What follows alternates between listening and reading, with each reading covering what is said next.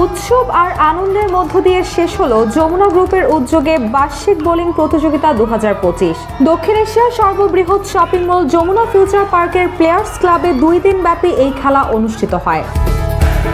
খেলা শেষে চ্যাম্পিয়ন ভোগ lifestyle lounge and future fitness এবং রানার্স আপ অ্যাকাউন্টসের সহ চূড়ান্ত পর্বে খেলা 6টি দলের হাতে ট্রফি ও অর্থ পুরস্কারের রেপ্লিকা তুলে দেন সানোয়ারা গ্রুপের পরিচালক কামরুল ইসলাম ও যমুনা গ্রুপের পরিচালক ইয়াসিন ইসলাম নাজেল। এ সময় যমুনা গ্রুপের HR আফসার উদ্দিন উপস্থিত ছিলেন। বোলিংই শেষ নয়, আগামীতে ফুটবল টুর্নামেন্টের জন্য সবাইকে প্রস্তুত থাকতে বলেন যমুনা গ্রুপের পরিচালক ইয়াসিন ইসলাম নাজেল।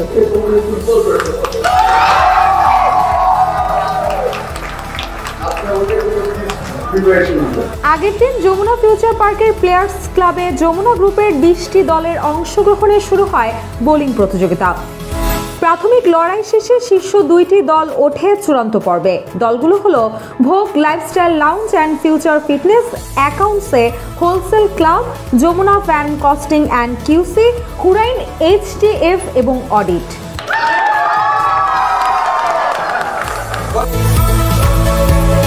চ্যাম্পিয়ন দল 3 লাখ, রানার্স আপ দল 2 লাখ, তৃতীয় হওয়া দল 1 লাখ এবং চতুর্থ, পঞ্চম ও ষষ্ঠ দল যথাক্রমে 75, 50 ও 25,000 টাকা করে প্রাইজ মানি পেয়েছে। এছাড়া 6টি দলকেই দেওয়া হয়েছে আকর্ষণীয় ট্রফি।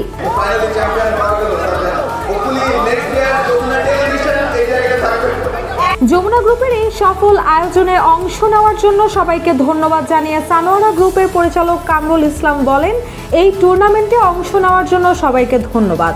আগামীতেও আপনাদের অংশগ্রহণ অব্যাহত থাকবে আশা করি। সবাইকে কংগ্রাচুলেশনস ফর পার্টিসিপেটিং। পার্টিসিপেশনটাই মেইন ছিল, winning was part of the game, but main ছিল participation. Thank you for participating. সাংস্কৃতিক অনুষ্ঠানের মধ্য দিয়ে শেষ হয় যমুনা গ্রুপের উদ্যোগে বার্ষিক বোলিং প্রতিযোগিতা 2025। অ্যাট লিস্ট আমরা তো প্রতিযোগিতায় অংশগ্রহণ করছি নাকি, ফার্স্ট হয়ে আর সেকেন্ড হয়ে আর একবার জিরো হয়ে, যেমন আমার এইটার টিম কিন্তু আসে নাই, বাট আমরা চেষ্টা করছি, তাই না? এই সবার যে প্রচেষ্টা চেষ্টা দেখলাম, এটাই কিন্তু আমরা খুশি, সবাই ম্যানেজমেন্টও খুশি। সো এইভাবে আমরা বলবো, যেভাবে প্রিমিয়াম পার্টিসিপেশন করছেন এইভাবে যাতে আপনাদের ডিপার্টমেন্টও যাতে অর্গানাইজেশন সাকসেসের জন্য ওইভাবে পার্টিসিপেশনটা অব্যাহত থাকে। কি বলেন, থাকবে না? সো আমরা জিততে জানি, তাই না? সো আমরা সবসময় জিতবো।